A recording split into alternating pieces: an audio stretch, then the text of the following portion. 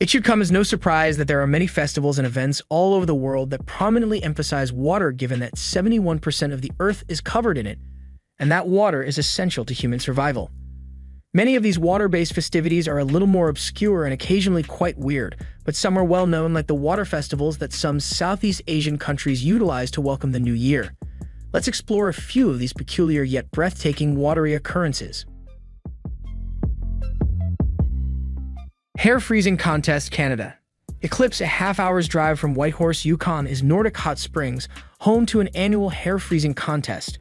It begins when the mercury drops to -4 degrees Fahrenheit, -20 degrees Celsius, and lasts until March 25.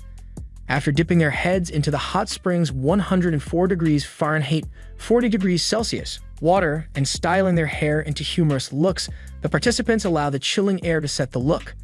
Participants ring the bell at the pool's entrance to summon personnel to take pictures once the frost has completely set in. Best male, best female, best group, people's choice, most creative, and best facial hair are the 6 categories that are currently in place. Not only is it a little entertaining, but there's a lot of real money involved.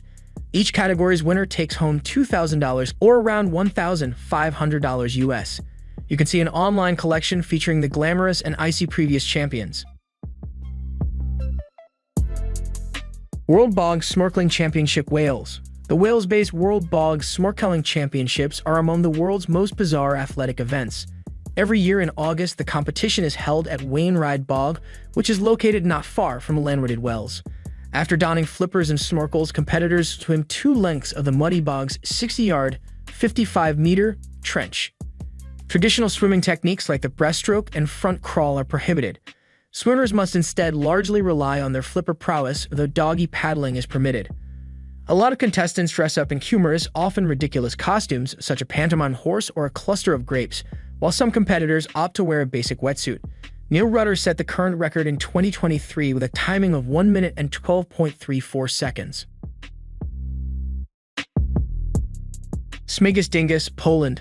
While most people celebrate Easter Monday by participating in egg-rolling contests, indulging in chocolate Easter eggs, and for the religious attending church, Poland observes the holiday rather differently. It is essentially a national water conflict. This holiday, also known as Smigus Dingus, Leni Pani Zialek, Wet Monday, or Dingus Day, has its roots in the 14th century at the very least. On this day in history, boys would traditionally splash girls with water and then strike them with willow branches, a painful but humorous practice. Everyone participates in the water throwing these days, regardless of age or gender. The day is also an opportunity for Polish groups living abroad to celebrate their culture. In the United States, Buffalo and Cleveland have some of the greatest celebrations, including parades, Miss Dingus Day pageants, polka music performances, and pierogi eating contests.